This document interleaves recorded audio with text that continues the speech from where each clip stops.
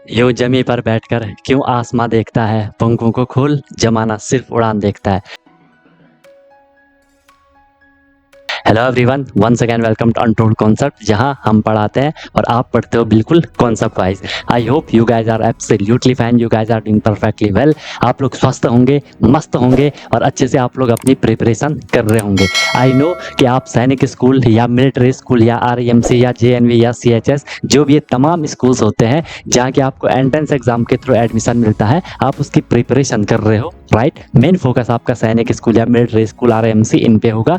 तो उसके लिए आपको डेली क्लासेस मिल रही हैं, ठीक है। आपको प्रॉपर नोट्स बनाना है, जैसा मैं आपको नोट्स बनवा रहा हूँ वैसे आपको नोट्स बनवाने हैं। प्रॉपर अपनी नोटबुक बनाओ और उनको आपको डेली बेसिस पे रिवाइज ही करना है। कोई भी प्रॉब्लम होती है, I am always available for you guys. बाकी क्लासेस की मेरी गारंटी है, जो मैं आपको करवाऊंगा आपको ईजिली समझ आएगा, ज़्यादा एफर्ट नहीं लगाना पड़ेगा, आपको बस फॉलो करना है। और मेन चीज़ क्या है, रिविजन करना है। रिविजन जितना करोगे चीज़ें आपको उतनी क्लियर होती जाएंगी। फिर भी कोई दिक्कत होती है तो आप लोग बता सकते हो, I am always available for you guys. क्योंकि हमारा जो ये कनेक्शन है ना, ये दोनों साइड से है, ठीक है। जितना एफर्ट मैं कर रहा हूँ उतना एफर्ट आपको भी करना है और डेफिनेटली आपका जो गोल है वो आपको अचीव हो जाएगा, राइट। अगर आपने अभी तक चैनल को सब्सक्राइब नहीं करा तो उसको जरूर सब्सक्राइब कर दो, उससे आपको न्यू वीडियोस की नोटिफिकेशन मिल जाती है, राइट। और जो भी वीडियोस आती है उसको लाइक आपको जरूर कर लेना है, कमेंट आपको जरूर करना है, पॉजिटिव या नेगेटिव जैसा भी आपको फील होता है, ठीक है। अगर आपको सही लगता है तो लाइक करना है, ठीक है। नहीं लगता है तो डिसलाइक भी कर सकते हो, इसमें कोई इश्यू नहीं है।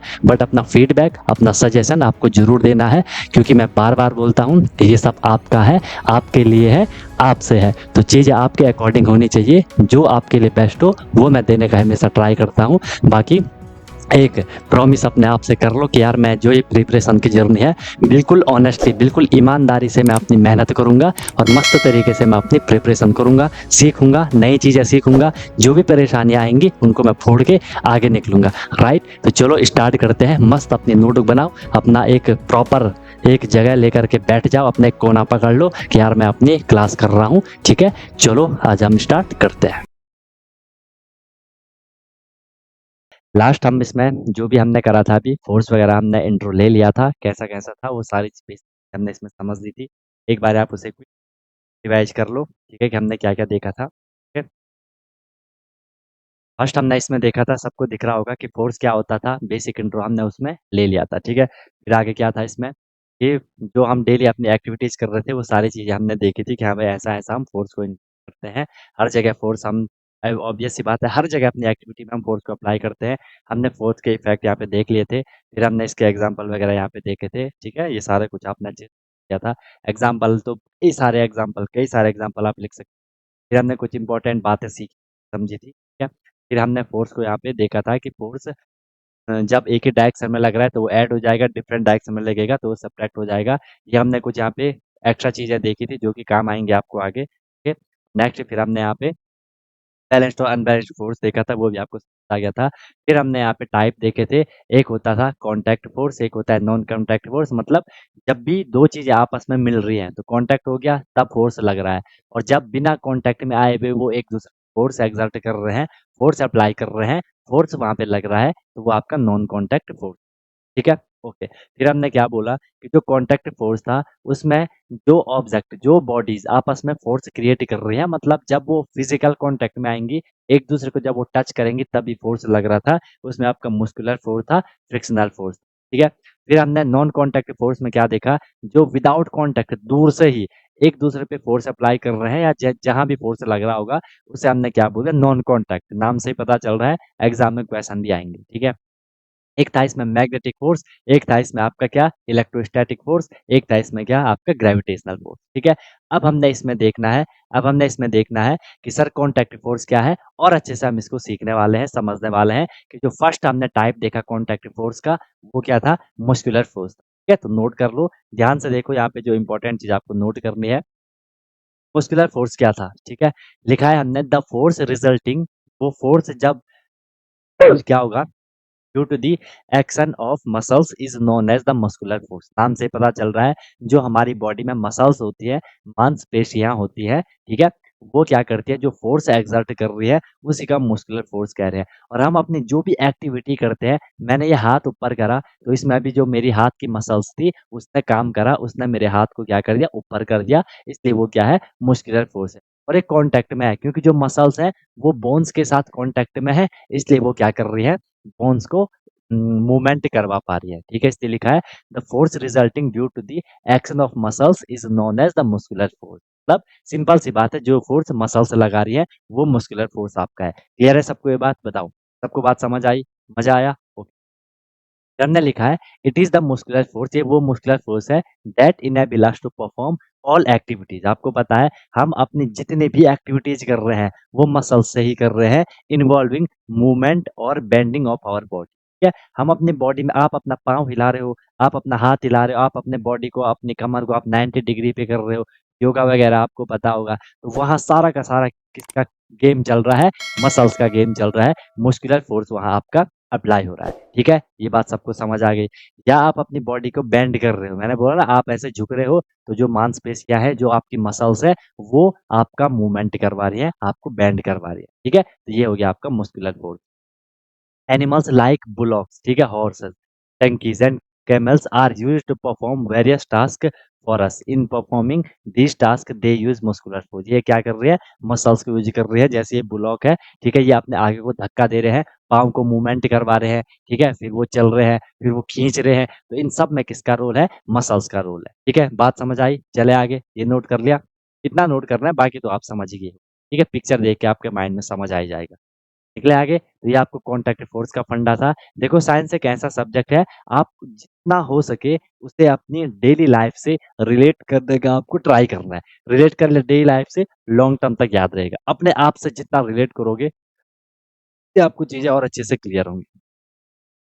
बताओ, आगे निकले, सबको क्लियर हो गया? कोई दिक्कत, कोई परेशानी है किसी को तो बताओ। पीयूष, तमन्ना, शौर्य, ईशान, वैभव, और लोग कहाँ चले गए? क्या इस तरीके से करो। चलो आगे चले, चले आगे, पढ़े आगे, पढ़े आगे, बताओ, समझ आ गया? कॉन्ट्रैक्टिव फोर्स का फर्स्ट टाइप मस्कुलर फोर्स, जो मसल्स अप्लाई कर रही हैं फोर्स। ठीक है, चलो नेक्स्ट देख लो।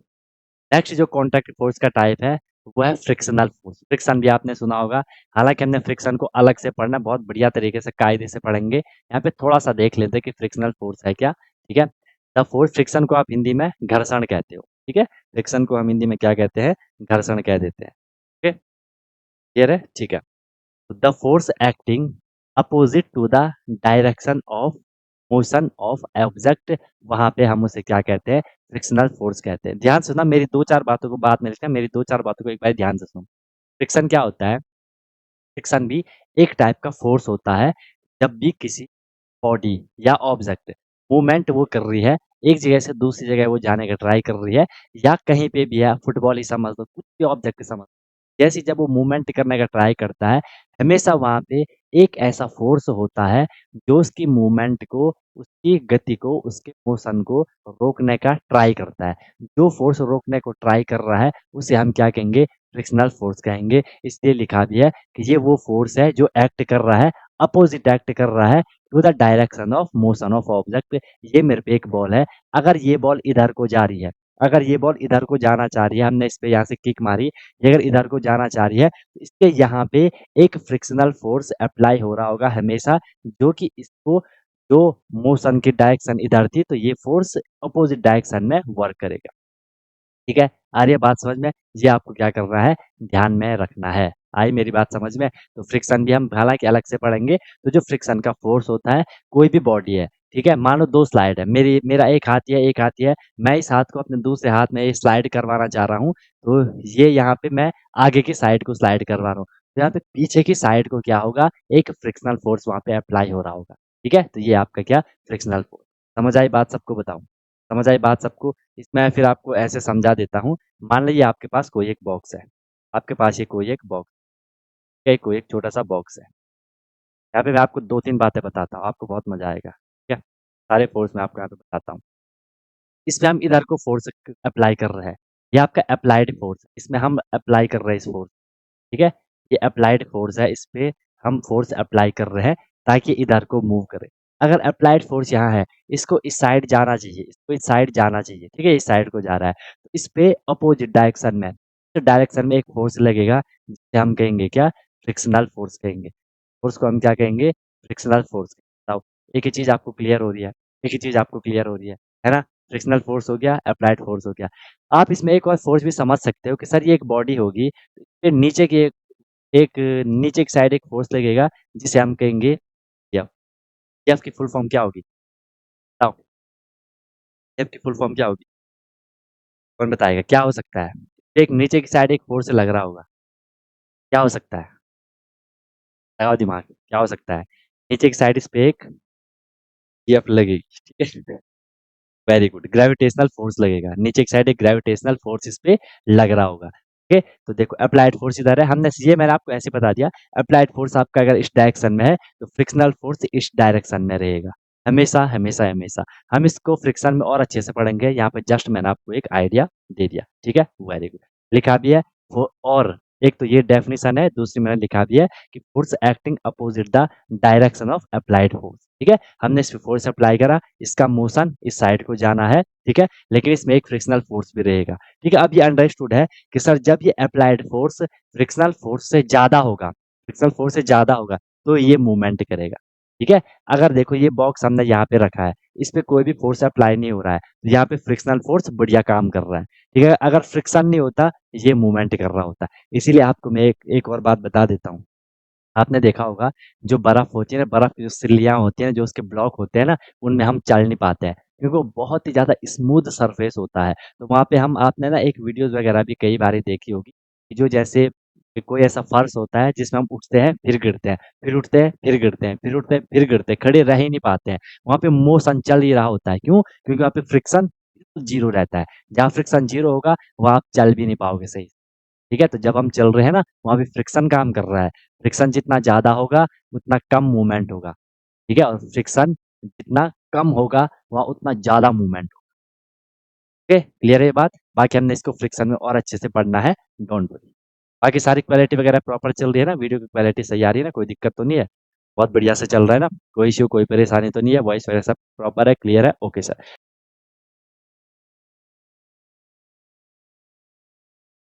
ये सबको क्लियर हो गया कि क्या है, ठीक है। नेक्स्ट हम आप देख रहे हैं नॉन कॉन्टैक्ट फोर्स। कॉन्टैक्ट में क्लियर होगा, एक आपका मुस्कुलर फोर्स है। मुस्कुलर फोर्स क्या है, जो मसल्स है फोर्स अप्लाई कर रहे हैं, और फ्रिक्शनल फोर्स क्या है, वो हर जगह रहता है, बस उसमें यह है कि बॉडी का कॉन्टैक्ट में होना जरूरी है, वैसन भी इस पे आता है। अब देख लो नॉन कॉन्टैक्ट फोर्स।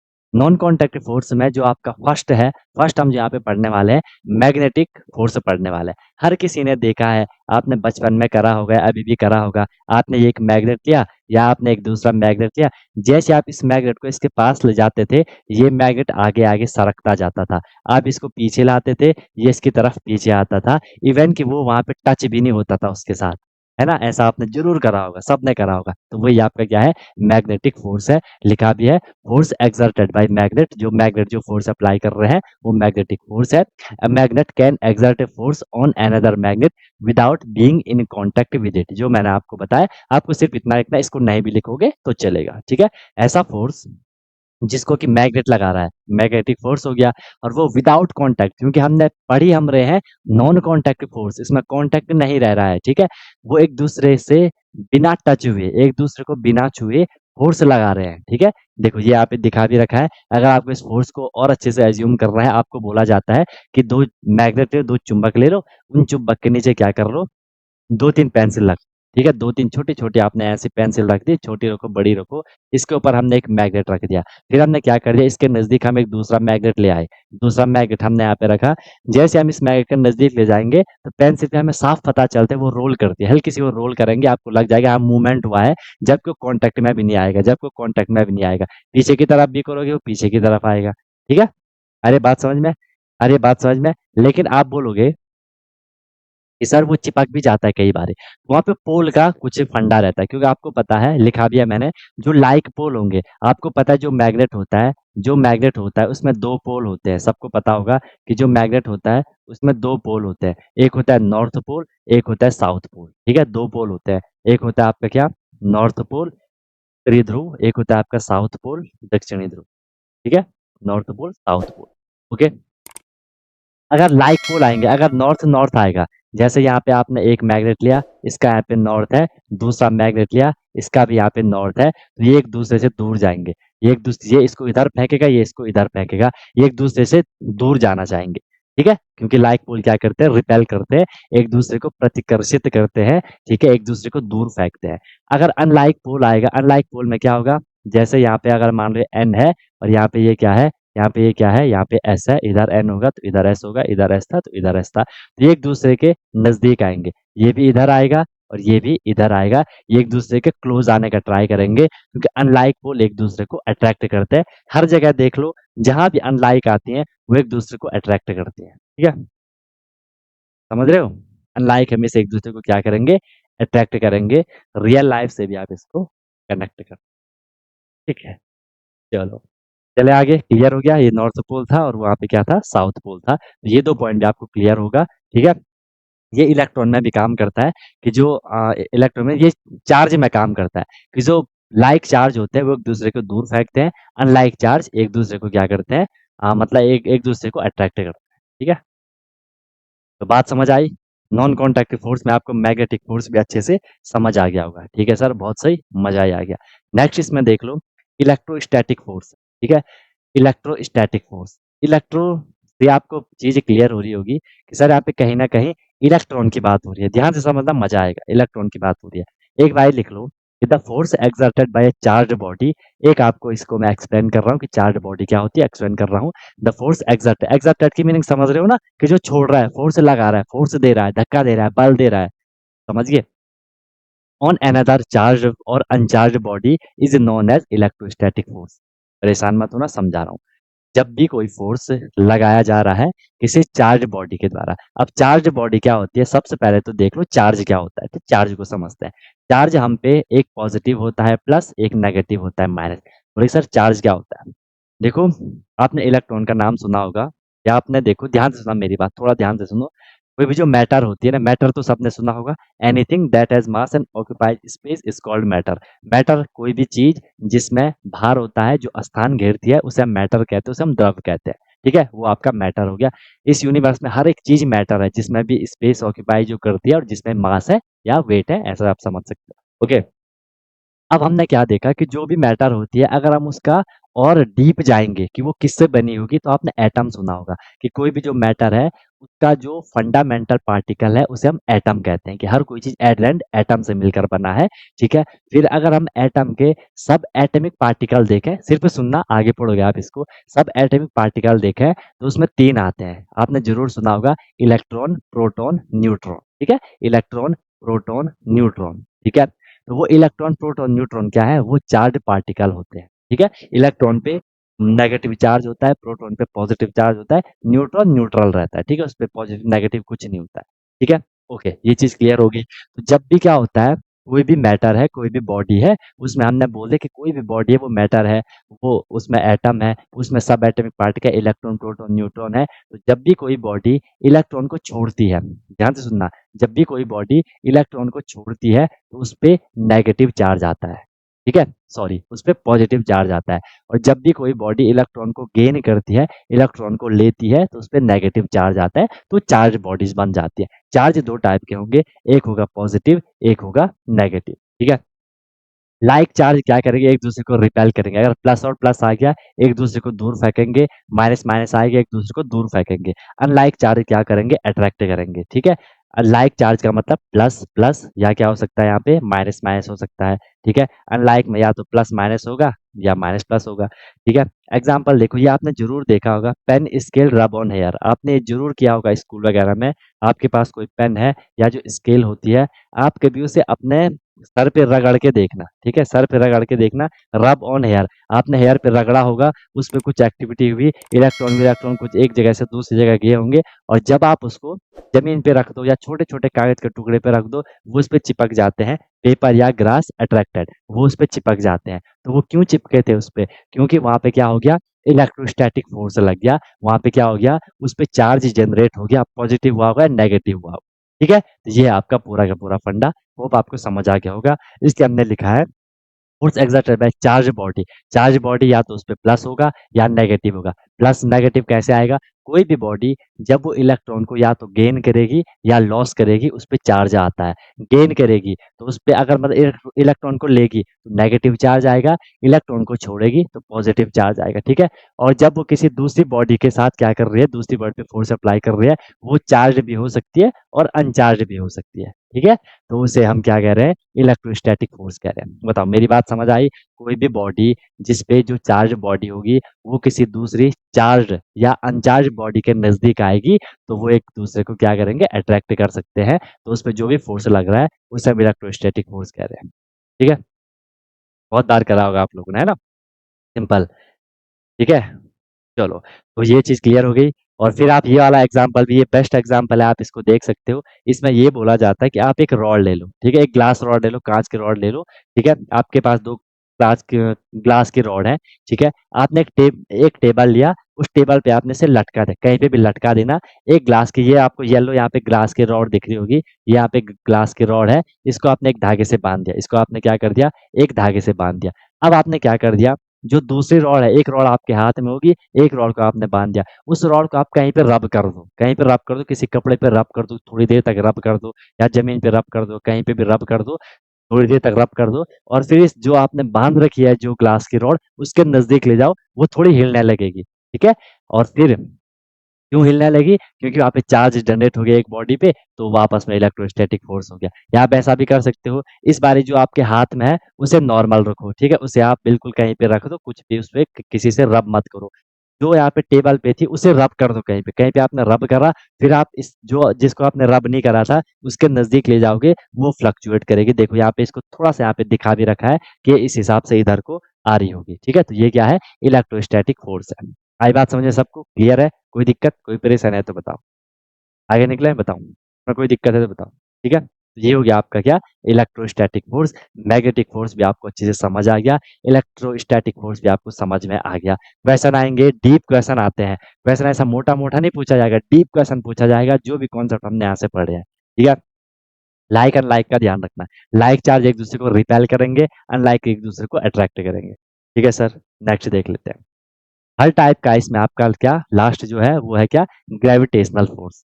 अब ये तो सभी को पता है, ये सभी को पता है। बस नई चीज आपको यहाँ पे मैं ये बताऊंगा, जनरली आपको अभी पता होगा कि जो फोर्स लग रहा है वो जो अर्थ होती है, अर्थ पे ही ग्रेविटी होती है। हर कोई ऑब्जेक्ट इस यूनिवर्स में, हर कोई बॉडी दूसरी बॉडी को अट्रैक्ट करती है। ये समझ लो, हर किसी के पास ग्रेविटेशनल फोर्स होता है। हर कोई बॉडी एक अपने से अट्रैक्ट करती है दूसरी बॉडी को। जिसका साइज जितना बड़ा होगा पे उतना ज्यादा ग्रेविटेशनल फोर्स होगा, ठीक है। जिस बॉडी का साइज जितना ज्यादा होगा उस पे उतना ग्रेविटी होगी, इतना आपको समझना है। समझ लेते हैं ग्रेविटेशनल फोर्स क्या है। अट्रैक्टिंग फोर्स, हमेशा ध्यान रखना कि बिकॉज डायरेक्ट क्वेश्चन भी आता है, आपको चार ऑप्शन दिए जाएंगे, इनमें से कौन सा अट्रैक्टिंग फोर्स है जो हमेशा अट्रैक्ट ही कर रहा है, तो ग्रेविटेशनल फोर्स होगा। तो एक अट्रैक्टिंग फोर्स है जो कि एक्सर्ट कर रहा है बिटवीन टू ऑब्जेक्ट, जो दो ऑब्जेक्ट के बीच में एक्सर्ट होता है। हमेशा दो ऑब्जेक्ट चाहिए होते हैं, ठीक है। लेकिन आपने देखा ये भी क्या है? नॉन कॉन्टैक्ट फोर्स है। आप बॉल को ऊपर फेंको फिर नीचे आएगी, जबकि कोई भी उसमें कॉन्टैक्ट नहीं हो रहा है, ठीक है। ओके, लिखा है ऑब्जेक्ट और थिंग, कोई भी चीज या कोई भी ऑब्जेक्ट, कोई भी बॉडी, ठीक है, फॉल टुवर्ड्स द अर्थ, ठीक है, वो अर्थ की तरफ आती है, ठीक है। Fall towards the earth because it pulls them, earth उनको खींचती है, ठीक है। This force is called the force of gravity और जस्ट ग्रेविटी। अर्थ के केस में हम इसको क्या कहते हैं? ग्रेविटी कहते हैं, ठीक है। हिंदी में हम इसको गुरुत्वाकर्षण बल कहते हैं, या हम इसे गुरुत्व बल कहते हैं। गुरुत्वाकर्षण, गुरुत्व का जो आकर्षण है, ग्रेविटी का जो आकर्षण है, फोर्स ऑफ ग्रेविटी, ठीक है, उसी को हम क्या कह रहे हैं? ग्रेविटेशनल फोर्स कह रहे हैं, ठीक है। अर्थ अगर लगा रहे तो हम उसे ग्रेविटी कह दे रहे हैं, नॉर्मल इन जनरल हम उसे ग्रेविटेशनल फोर्स कहते हैं। समझ आई मेरी बात? बोलो भाई, कोई इश्यू, कोई दिक्कत? मजा आया? नोट भी करना अच्छे से, ठीक है। नोट्स अच्छे से बनाओगे, रिवीजन करें, बहुत आपको मजा आएगा, इजी वे में आपका रिवीजन हो जाएगा। लिखा है ग्रेविटेशनल फोर्स ऑलवेज अट्रैक्टिव, हमेशा क्या होगा? ये अट्रैक्टिव फोर्स होगा, ये कभी रिपेल नहीं करेगा, हमेशा अट्रैक्ट करेगा, ठीक है। ओके, लिखा दिया gravity is not a property of the earth, ठीक है। ये अर्थ की प्रॉपर्टी, सिर्फ अर्थ की प्रॉपर्टी नहीं है ना। Gravity is not a property of the earth alone, कि सिर्फ अर्थ की ये प्रॉपर्टी नहीं है। इन फैक्ट अगर देखा जाए, अगर देखा जाए every object in the universe, अभी बोला था ना मैंने, ठीक है, वेदर स्मॉल और लार्ज, चाहे वो स्मॉल हो चाहे वो लार्ज हो, exert a force on every other object, किसी दूसरे ऑब्जेक्ट पे फोर्स अप्लाई करता है, this force is known as the gravitational force, जो मैं चीज मैंने अभी आपको स्टार्टिंग में बताई थी। ठीक है, तो ये आपका क्या, ग्रेविटेशनल फोर्स, जिसे हम ग्रेविटी कह रहे हैं। यहाँ तक कोई दिक्कत कोई परेशानी है तो बताओ मुझे।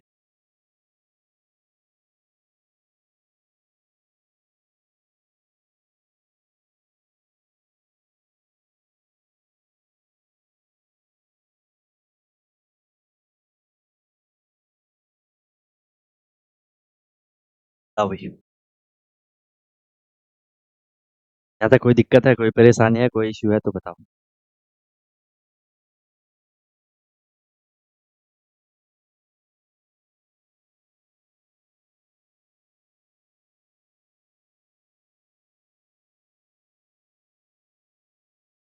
यार, आया मजा, समझ आया सबको?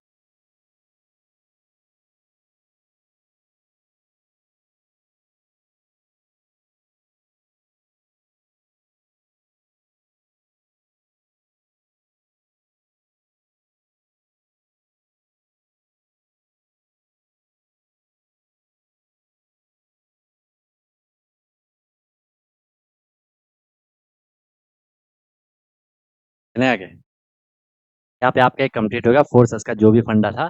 मेक श्योर आपको अच्छे से समझ आ गया होगा। इसमें कोई भी डाउट है किसी को तो बताओ, मैं किसी को कुछ भी डाउट है तो बताओ भाई, कोई भी डाउट है किसी को तो आप बेझिझक होकर के बताओ, सर मुझे इसमें यहाँ डाउट आ रहा है। ये अगर आपको इसमें डाउट हो रहा है, डाउट नहीं हो रहा होगा, मजा तो आ ही रहा होगा सबको, क्लियर तो हो ही रही होंगी,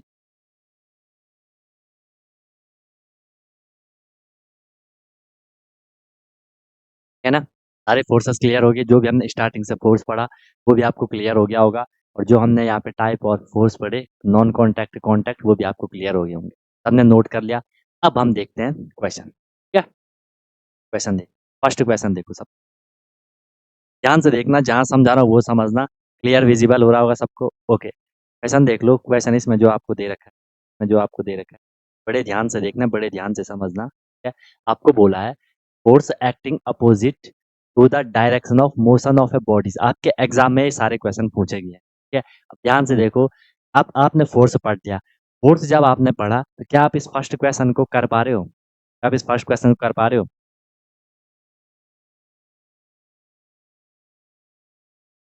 बताओ, force acting opposite to the direction of motion of a body, ठीक है। Gravitational force, electrical force, frictional force, atmospheric force. अभी हमने एटमोस्फेरिक प्रेशर नहीं पढ़ा, वो मैं आपको प्रेशर में पढ़ाऊंगा, ठीक है। वेरी गुड, सबके बिल्कुल सही आंसर है, ठीक है, सबके बिल्कुल सही आंसर है। गौरव का सही है, प्रत्युष का सही है, ईशान का सही है। मैं ये मान के चल रहा हूँ कि औरों के भी आंसर सही हो रहे होंगे, ठीक है। तो इसका क्या हो जाएगा, फ्रिक्शनल फोर्स हो जाएगा। आया मजा? सिंपल क्वेश्चन था, ठीक है, कि जो क्या कर रहा है, बॉडी की जो बॉडी का मोशन हो रहा है उसके अपोजिट कौन सा लगता है, फ्रिक्शनल फोर्स लगता है। नंबर आपका पक्का। When the applied force is doubled, थोड़ी दिमाग लगाना भाई, थोड़ी दिमाग लगाना, देखो मैंने बार बार बोला कॉन्सेप्ट बेस्ड आपके क्वेश्चन पूछे जाते हैं, ठीक है। क्या लिखा है कि when the applied force is doubled on an object and the object is still at rest, then friction become, friction क्या हुआ होगा? अब इसमें लगाओ दिमाग, अब इसमें लगाओ दिमाग, तो रीड करो, इसको ट्राई करो कि इसमें आपसे क्या बोला जा रहा है, क्या पूछा जा रहा है, ट्राई करो क्या पूछा जा रहा है। When the applied force is doubled, हमने अप्लाइड फोर्स को डबल कर दिया ऑन एन ऑब्जेक्ट, किसी ऑब्जेक्ट पे, and the object is still at rest, लेकिन जो ऑब्जेक्ट है वो अभी भी अपने रेस्ट पोजीशन में है। मोशन की मैंने आपको दो पोजीशन पहले क्लियर करवा दी थी, एक हो रेस्ट, एक है एक मोशन वाली, जिसमें एक मूव है, जिसमें वो मूवमेंट करता है, ठीक है, वो था। अब बताओ क्या हो जाएगा, एक ही आंसर मुझे अभी तक मिला प्रत्युष का, और एक मिल गया, दोनों के आंसर अलग अलग आए, दोनों के अभी तक आंसर अलग है, देखो फंस गए ना, कान का अलग, सबके आंसर अलग आ रहे हैं, देख रहे हो सबके आंसर अलग आ रहे हैं, बस यही यहीं पे फंस गए। थोड़ी कॉन्सेप्ट बेस्ड क्वेश्चन आ गया तो फंस जाओगे, है ना? देखो नॉर्मल क्वेश्चन हर कोई बच्चा करेगा, इस चीज को ध्यान रखना, नॉर्मल क्वेश्चन हर कोई बच्चा करेगा, थोड़ी अगर क्वेश्चन में कॉन्सेप्ट घुसा दिया ना फिर फंस जाओगे। तीनों के आंसर अलग आ रहे हैं, एक ने बोला डी, एक ने बोला डबल, एक ने बोला ए, और एक ने बोला सी। करवा दूं कि और दिमाग लगाओगे? चलो मैं हिंट देते जाता हूँ आपको, ठीक है, हिंट मैं आपको देते जाता हूँ, हिंट है when the applied force is doubled, कोई एक ऑब्जेक्ट है, ध्यान से देखना, ये ऑब्जेक्ट है, ये कोई मेरे पे एक ऑब्जेक्ट है, मैंने क्या कर दिया, इस पे ये मैं अप्लाई कर रहा हूँ, ये मैं इस पे फोर्स अप्लाई कर रहा हूँ, ये फोर्स को मैंने डबल कर दिया, ये फोर्स को मैंने क्या कर दिया, डबल कर दिया, तो मैंने डबल कर दिया, ठीक है, डबल मतलब 2x कर दिया, ठीक है। अभी तब तक भी आप सोचते रहो, जैसे आपको हिंट मिलेगी आप फिर आंसर देने का ट्राई करो, फोर्स को मैंने डबल कर दिया, ओके, इस ऑब्जेक्ट पे, and the object is still rest, देखो मैंने फोर्स को डबल कर दिया, फोर्स को मैंने डबल कर दिया, फिर भी ये, फिर भी क्या है, फिर भी क्या है, ये ऑब्जेक्ट मूव नहीं कर रहा है, डबल करने के बाद भी इसको यहाँ जाना चाहिए था, फिर भी ये मूव नहीं कर पा रहा है, तो यहाँ पे क्या हुआ होगा, फिर भी ये रेस्ट है, रेस्ट है, तो यहाँ पे हमें पता है कि हर जगह फ्रिक्शन लग रहा है, तभी ये मूवमेंट नहीं हो रहा होगा, तो फ्रिक्शन क्या हुआ होगा, डबल हुआ होगा कि हाफ हुआ होगा, क्वाड्रुपल्ड मतलब 4 टाइम्स हुआ होगा या 0 हुआ होगा। आपको पता है सर अगर फ्रिक्शन 0 होगा, ये तो कहीं का कहीं पहुँच जाएगा, ये ऑप्शन आपका कट हो जाएगा। सर अगर फ्रिक्शन हाफ होगा, हाफ का मतलब भी नहीं, अगर हाफ होगा तब भी ये इधर को जाएगा, ये तो समझ रहे हो ना, अनबैलेंस्ड फोर्स रिकॉल करो, ठीक है। अगर ये यहाँ से यहाँ हमने डबल करा है और यहाँ से सिर्फ हाफ लग रहा है, तो ये तो इधर ही तो जाएगा क्योंकि यहाँ कम है, यहाँ डबल है, ठीक है, ओके, तो हाफ वाला भी आपका नहीं है आंसर। फिर आप क्वाड्रुपोल्ड, क्वाड्रुपोल्ड मतलब 4 टाइम, अगर यहाँ से 4 टाइम लग, क्योंकि फ्रिक्शन अपोजिट डायरेक्शन में लगता है, अगर यहाँ 4 टाइम लग रहा है तो इसको तो यहाँ जाना चाहिए था, लेकिन ये तो रेस्ट ही है, इसका मतलब सर इसका आंसर क्या है, आंसर इसका ए ऑप्शन की फ्रिक्शन भी क्या होगा, डबल होगा, क्योंकि जब यहाँ से डबल लग रहा है तो यहाँ से भी तो डबल ही लगेगा, तभी तो ये मूवमेंट नहीं कर पा रहा होगा, क्योंकि बैलेंस फोर्स लग रहा है, दोनों जगह से बराबर है, तभी तो वो रेस्ट पोजीशन में है। इतना छोटा सा दिमाग लगाना था आपको यार। अब आ रहा है ना सबका आंसर, आज अभी भी नहीं आया। हाँ, अब प्रत्युष का तो चेंज हो गया था, क्या होना है, डबल होना है, दिमाग लगाना पड़ेगा भाई, कोई दिक्कत नहीं है। स्टार्टिंग में अब कॉन्सेप्ट को आपको बार बार रिकॉल करना है, मतलब मैंने आपको फ्रिक्शन बता रखा था, फोर्स भी बता रखा था, डायरेक्शन भी बता रखी थी, थोड़ा आपको अपना दिमाग लगाना था कि सर अगर यहाँ से डबल हो रहा है फिर भी वो अपनी ही पोजीशन पे है, ऑब्वियस सी बात है, यहाँ से भी डबल लग रहा होगा तभी तो वो अपनी जगह पे है, अगर एक जगह से भी कम ज्यादा होगा तो मूवमेंट होगा। बताओ कोई दिक्कत, वो भी क्या होगा, डबल होगा। क्लियर है सबको बात, आई सबको बात समझ, बताओ तुम लोग को मेरी बात समझ आई, कोई दिक्कत किसी को, कोई परेशानी किसी को, वैभव समझ आ रहा है ना, इंटरेक्ट नहीं कर रहे हो और सबके आंसर है, आपके आंसर नहीं आए, चलो ठीक है, नेक्स्ट देख लो, नेक्स्ट क्वेश्चन देख लो, थर्ड वाला क्वेश्चन देख लो, थर्ड वाला क्वेश्चन देख लो, थर्ड वाला क्वेश्चन क्या बोल रहा है, ध्यान से देखते हैं। The boy is pulling a cart, ध्यान से देखो मजा आएगा आपको, boy is pulling a cart by a force of 100 newton, एक बॉय है वो कार्ट को खींच रहा है, ठीक है, और वो फोर्स कितना लगा रहा है, 100 न्यूटन का लगा रहा है, 100 न्यूटन का लगा रहा है, the friction force experienced by the cart, अब आपको पता है कि ये कार्ट है, ये कार्ट है, कुछ भी है, तो क्या कर रहा है, बॉय इसको खींच रहा है, पुल कर रहा है, इसको खींच रहा है, इसको पुल कर रहा है, ये इधर से खींच रहा है 100 न्यूटन से, 100 न्यूटन का फोर्स लगा रहा है, एंड फ्रिक्शनल फोर्स एक्सपीरियंस्ड भाई, आपको पता है अगर ये इधर को खींच रहा है, ये इधर को खींच रहा है, तो फ्रिक्शन इधर को जा रहा होगा, फ्रिक्शन उधर को लग रहा होगा, friction force experienced by the cart is 20 Newton, friction force ने जो एक्सपीरियंस करा कि यार मेरे पे जो फ्रिक्शन लग रहा है वो 20 न्यूटन का लग रहा है, मेरे पे 20 न्यूटन का लग रहा है, तो the force causing the motion, ठीक है, अब इतना तो आपको क्लियर है, अगर ये जो ऑब्जेक्ट है 20 न्यूटन का फोर्स, फ्रिक्शन फोर्स महसूस कर रहा है, इसका मतलब फिर भी ये मूवमेंट कर रहा होगा, क्योंकि देखो फोर्स लग रहा है 100 न्यूटन का और बॉडी फील कर रही है 20 न्यूटन का, the force causing the motion, तो जो फोर्स मोशन को वहां पे बनाए रख रहा है वो कितना होगा, सिंपल सी बात है, आपका आंसर बिल्कुल सही आया, वो क्या होगा, वो आएगा 80 न्यूटन का, क्योंकि आपको पता है कोई भी बॉडी मूवमेंट कब करेगी, या नेट फोर्स वाला कॉन्सेप्ट समझ लो, इधर से यहाँ पे, इधर से यहाँ पे 100 न्यूटन इधर को लग रहा है और इधर को फ्रिक्शन 20 न्यूटन लग रहा है, इसका मतलब जो इस पे नेट फोर्स होगा, जो इस पे एक्चुअल फोर्स होगा वो कितना होगा, वो 80 न्यूटन का, आंसर क्या आना था, सी आपका आंसर आना था 80 न्यूटन।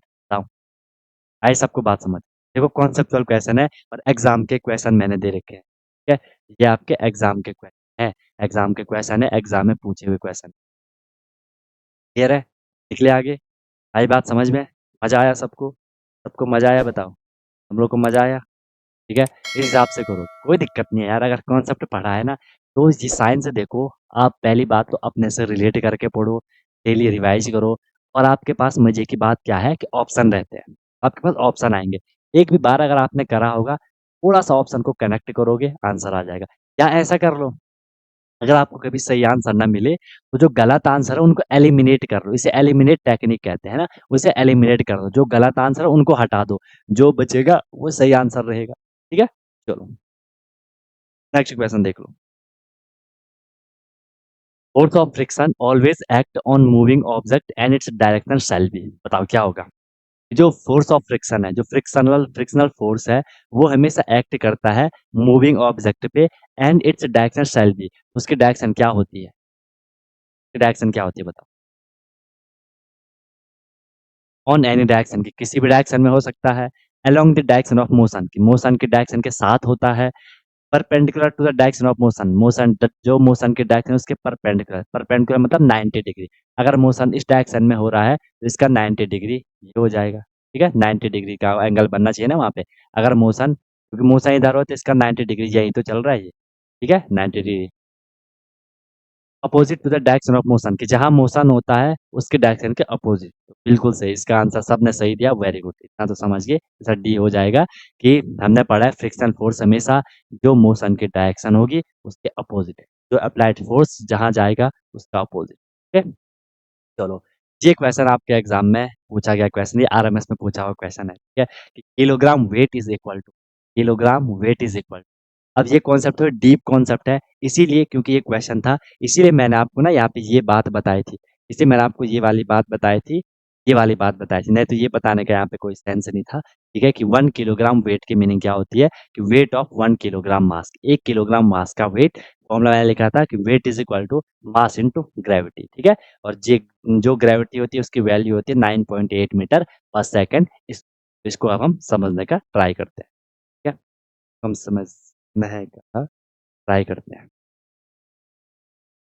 ये क्वेश्चन था, kilogram weight is equal to, अब सिर्फ किलोग्राम वेट लिखा है, इसको मतलब 1 किलोग्राम होगा। ठीक है, इसका मतलब क्या होगा?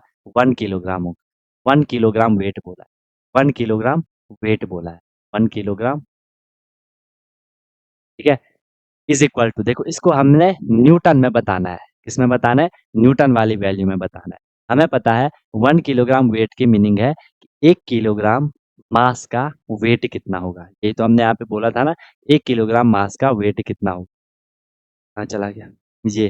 ठीक है, कि weight is equal to mass into gravity. ठीक है, कि 1 किलोग्राम वेट, मास का वेट कितना होगा। हमें पता है कि वेट इज इक्वल टू होता है क्या? मास इंटू ग्रेविटी। हमें वेट ही तो निकालना है ना, हमें यही तो बोला गया है निकालने को, कि weight is equal to, weight किसके इक्वल होगा?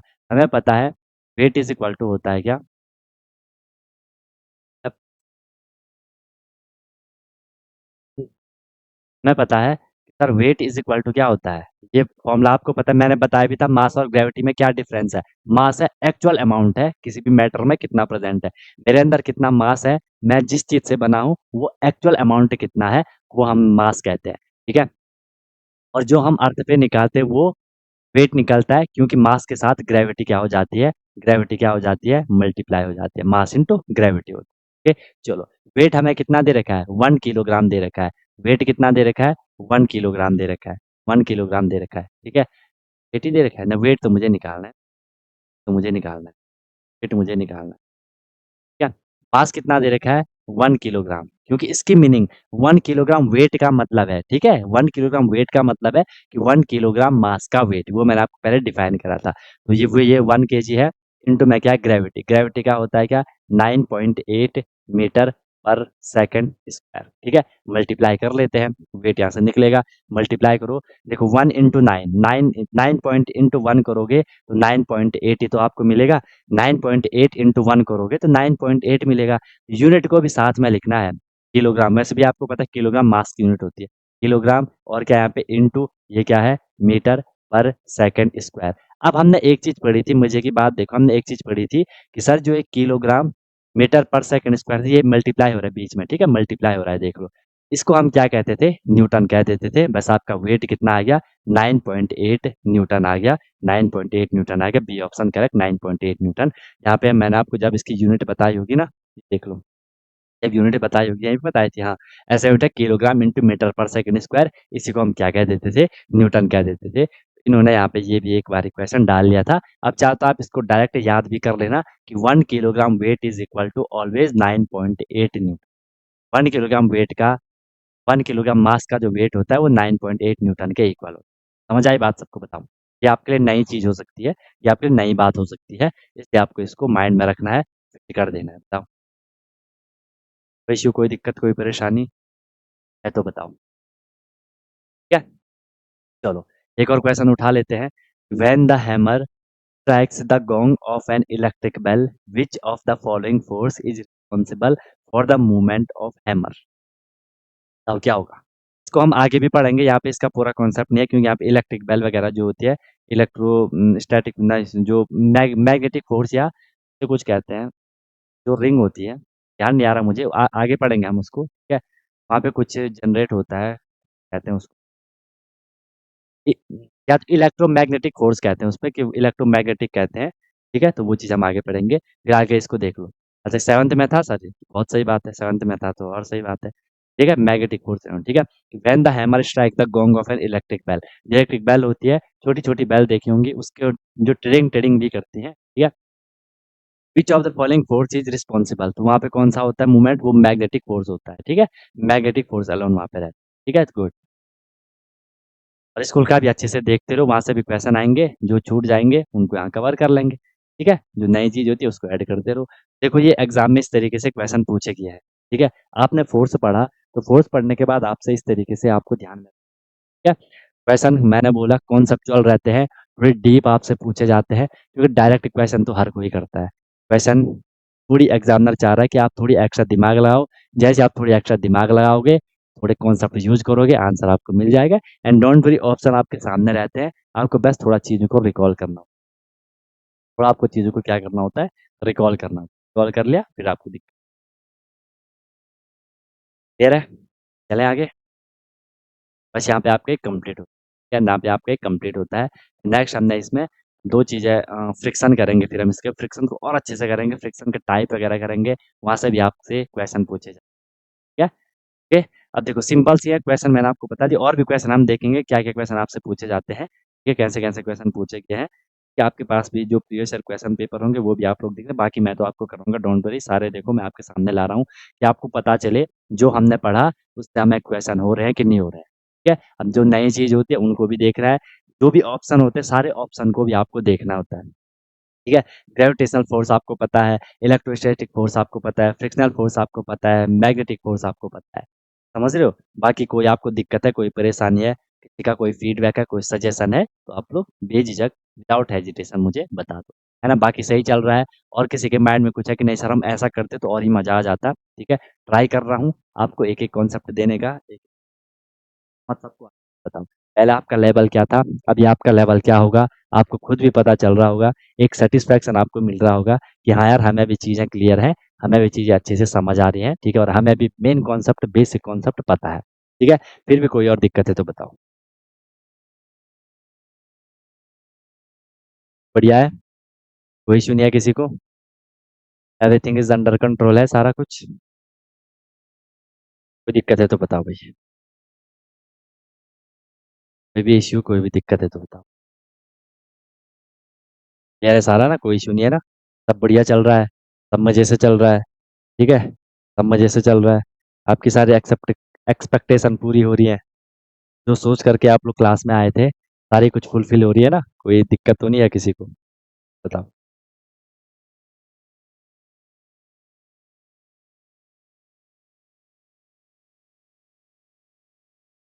ठीक है? चलो तो इस तरीके से होगा। बाकी कोई दिक्कत, कोई परेशानी होगी तो बता देना। मिलते हैं फिर हम लोग कल की क्लास में। You lovely guys, believe now, wish you all the very best, be happy. Hello everyone, तो क्या आपका भी सपना है कि मुझे सैनिक स्कूल एंट्रेंस एग्जाम क्रैक करना है, military school entrance exam crack करना है और वहां जाके मुझे अपनी अच्छे से प्रिपरेशन करनी है, या कोई भी आपका गोल है कि मुझे आरआईएमसी करना है, जेएनवी, सीएचएस, जो भी ये स्कूल होते हैं जहाँ की एंट्रेंस एग्जाम के थ्रू आपको एडमिशन मिलता है, तो उसकी आप प्रिपरेशन कर रहे हो और आप वहाँ जाके अपना पूरा स्टडी करने वाले हो, अपने डेवलपमेंट करने वाले हो, तो अनटोल्ड कॉन्सेप्ट लेकर के आया है आपके लिए विनर बैच, जिसमें कि आपको डेली क्लासेस मिलती हैं, ठीक है? है। लाइव क्लासेस होती है, उनकी रिकॉर्डिंग भी अवेलेबल होती है, राइट। आप इंस्टेंट अपना डाउट क्लियर कर सकते हो। कॉन्सेप्चुअल क्लासेस होती है, माइक आप वहाँ पे ऑन कर सकते हो, ठीक है। उसके बाद आपको डेली प्रैक्टिस प्रॉब्लम मिलती है, जो भी हम लोगों ने क्लास में करा है आपको उसकी प्रैक्टिस प्रॉब्लम मिलेगी ताकि आपकी प्रैक्टिस अच्छे से हो जाए, राइट। वीकली आपका टेस्ट होगा, मंथली आपका टेस्ट होगा, ठीक है। एनी टाइम डाउट फैसिलिटीज रहेगी, कोई भी आपको प्रॉब्लम होती है तो 24/7 मैं आपके लिए अवेलेबल रहता हूँ, राइट। किसी भी टाइम आप अपना कोई क्वेश्चन कर रहे हो, कोई टॉपिक पढ़ रहे हो, कुछ डाउट आ गया, आपने तुरंत कॉन्टैक्ट कर लिया, ऑन द स्पॉट आपका डाउट क्लियर हो गया, ठीक है। और बहुत मिनिमम अफोर्डेबल फी रहती है ताकि हर कोई अफोर्ड कर सके और अच्छे से अपनी प्रिपरेशन को कर सके, राइट। एग्जाम तक आपकी क्लासेस कंटिन्यू रहेंगी, जब तक आपका एग्जाम नहीं हो जाता तब तक आपकी क्लास कंटिन्यू रहेगी और डेली आपकी क्लास हुआ करेगी। मस्त होकर के आप प्रिपरेशन करोगे। अभी आप देखो आपका लेवल क्या है, क्लासेस के बाद देखना आप कितनी सारी चीज़ें सीखोगे, बहुत तगड़ा आपका फाउंडेशन बन जाएगा, ठीक है। और ऑब्वियस सी बात है उसके बाद आपको जो भी आपका गोल है वो आपको मिल जाएगा, राइट। तो आप कांटेक्ट कर सकते हो, कॉल कर सकते हो, व्हाट्सअप कर सकते हो, नंबर आपको शो हो रहा होगा, ठीक है। और बेहतरीन तरीके से आपको अपने क्लासेस को फॉलो करना है, ठीक है। और आपको बिल्कुल डेडिकेट होकर के जो इंस्ट्रक्शन दिए जाएंगे उनको फॉलो करना है। और जहाँ भी कोई भी प्रॉब्लम आएगी एनी टाइम डाउट फैसिलिटीज़ आपके लिए है। बाकी क्लासेस की मेरी गारंटी है,